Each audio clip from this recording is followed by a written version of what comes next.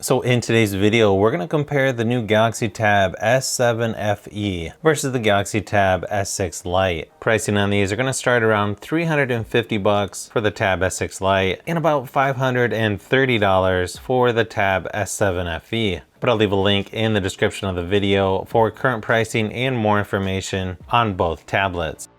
Now when it comes to the screens on these two tablets, you've got a 10.4-inch 1080p display on the Galaxy Tab S6 Lite and a much larger 12.4-inch on the Tab S7 FE. Both have 2000 by 1200 resolution. The Tab S7 FE feels humongous compared to the Tab S6 Lite. Definitely is a little bit harder to use when you're laying down trying to do things on this tablet. It definitely makes things feel a little bit more awkward, especially for watching videos online or reading text. Most people will like how these two tablets look in person, and it's really going to come down to if you want a bigger screen or if you like something smaller that's easier to handle when traveling or just browsing online, trying to get things done around the house.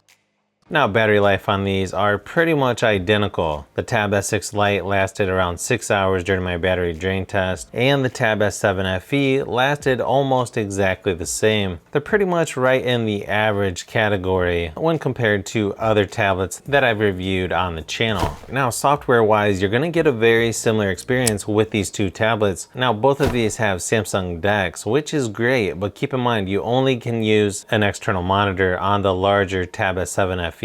You'll also probably get more software updates on the Tab S7 FE since it is a newer device. You also get an S Pen included with both tablets, which is a really nice feature to have, not only for drawing or taking notes, but it also comes in handy if you just want to give your hand a break from swiping screens for a while. When it comes to speakers, these two tablets actually sound really good, maybe a tad louder on the bigger S7 FE, but you won't have any problems hearing things on either tablet, especially once you turn on Dolby Atmos, and I think most people will be satisfied with how the speakers sound and just how loud the speakers are.